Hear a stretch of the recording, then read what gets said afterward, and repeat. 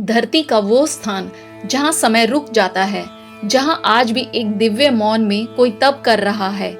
जब भी कैलाश पर्वत का नाम लिया जाता है तो सिर्फ एक पहाड़ नहीं, बल्कि एक ऐसा रहस्य सामने आता है जो हजारों सालों से मानव बुद्धि, विज्ञान और आस्था तीनों को चुनौती देता आया है।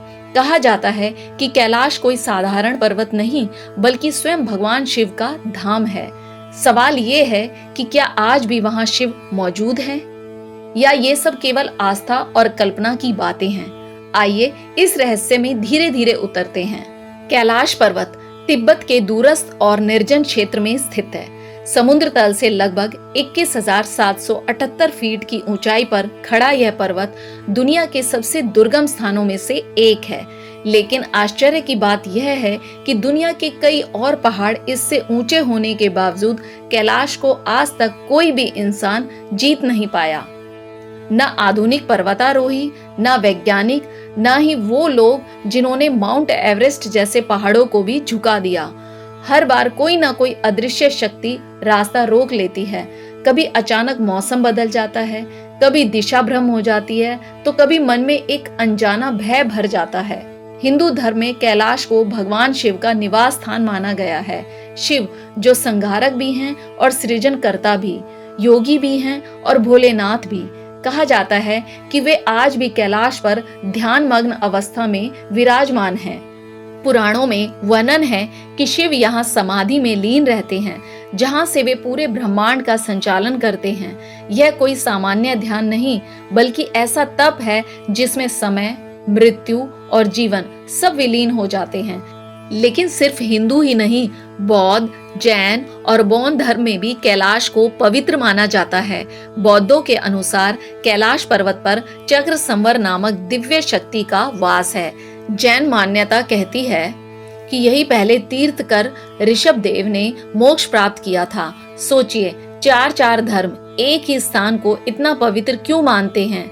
क्या ये केवल संयोग है या इसके पीछे कोई गहरा सत्य छुपा है?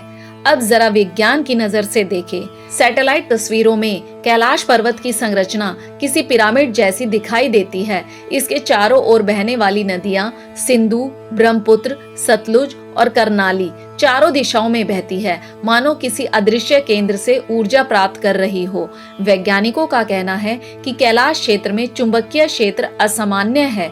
यहाँ कंपास काम करना बंद कर देता है, घड़ियां तेज या धीमी चलने लगती हैं और कई यात्रियों ने दावा किया है कि वहाँ कुछ ही घंटों में उनके नाखून और बाल असामान्य रूप से बढ़ गए।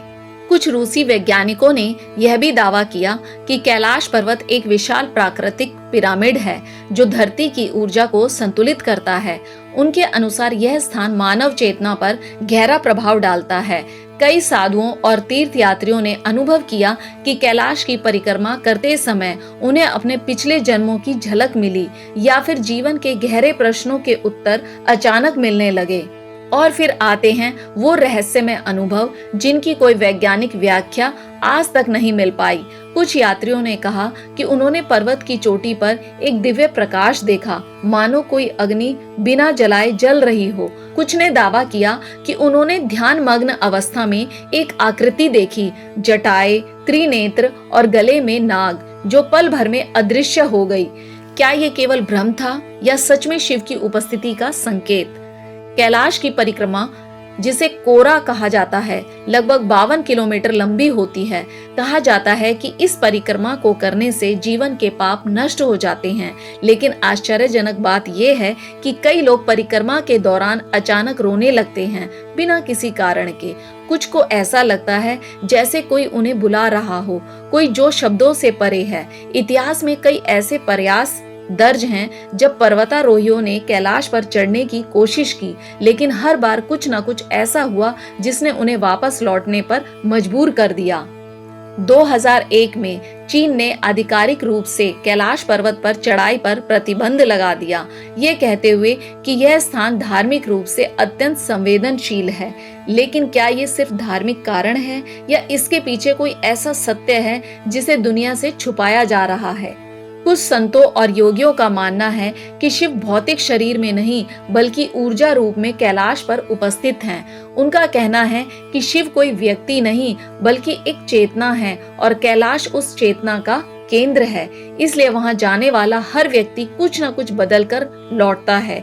कोई डर छोड़ आता है, कोई अहंकार, तो कोई अपने जीवन का उद्देश्य पा लेता है।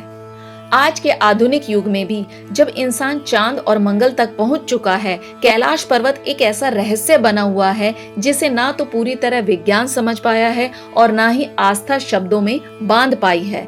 शायद यही कारण है कि कैलाश आज भी अजय है, क्योंकि कुछ स्थानों को जीता नहीं जाता, उन्हें केवल अनुभव किया जाता है। तो क्या आज भी कैलाश पर भगवान शिव मौजूद हैं? इसका उत्तर शायद हाँ या ना में नहीं दिया जा सकता, लेकिन इतना निश्चित है कि कैलाश में कुछ ऐसा है जो साधारण नहीं है। एक ऐसी शक्ति, एक ऐसा रहस्य जो इंसान को उसकी सीमाएं याद दिला देता है, और शायद यही शिव का सबसे बड़ा चमत्कार है, खुद दिखाई दिए बिना अपनी उपस्थिति का एहसास करवा देना। अगर आपको ऐसे ही रहस्यमय, पौराणिक और चौंका देने वाले सच जानना पसंद है तो जुड़े रहिए हमारे ज्ञान ज्योति चैनल के साथ। जय महादेव।